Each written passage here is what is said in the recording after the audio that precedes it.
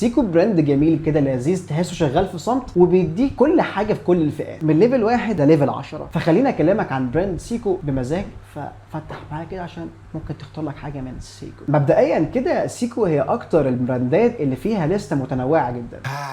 beautiful.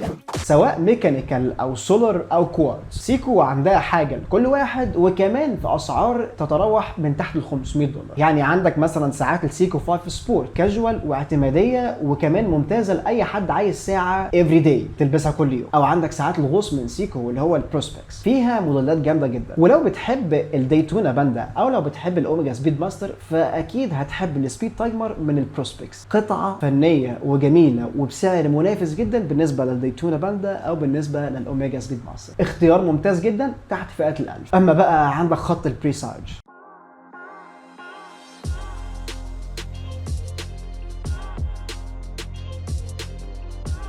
يا سلام على الجمال. خط البريساج ده تحت $1000 وبيديك كلاسيكيه جميله. يعني انا ممكن احط منافسه البريساج مع الاوريون بامبينو، الاثنين جمال، ولكن انا ممكن افضل البريساج عن الاوريون بامبينو لان البريساج فيها الكوكتيل ستايل، فبتديها الكونتراست بتاع الدايل بتاع البريساج جبار. الاثنين كلاسيك، الاثنين جماد، الاثنين اختيارك انت. نعدي على خامس براند معانا وهو السووتش. بالنسبه للسووتش هي بتمثل الاشكال الفانكي والالوان والوزن الخفيف. سووتش هي ساعات سويسريه 100% وبتعمل ساعات مقابل سعر منخفض، جدا. اسعارهم غالبا بتتراوح من ال $80 ل $200. يعني عندك مثلا ساعه السووتش سيستم 51 رهيبه في الشكل، هي اوتوماتيك وحركه مرئيه، وطبعا تصميمها الغريب بيخليها ملفته للنظر. سووتش هتكون مناسبه ليك لو انت عايز حاجه ممتعه وجميله وسهله الاستخدام. رقم 6 وهو سيتيزن. معروف ان هي مشهوره بخاصيه الايكو درايف، وعندك حاجات من سيتيزن ممتازه. لو عايز حاجه كلاسيك ممكن تلبس التشاندلر، ولو عايز حاجه برضه سبور شويه ممكن تلبس البرو ماستر تحت فئه ال $500 وبتديك تحمل ودقه واداء. رقم 7 ما ينفعش نذكر التوب 10 في الساعات اللي تحت ال $1000 وما نذكرش التيسو.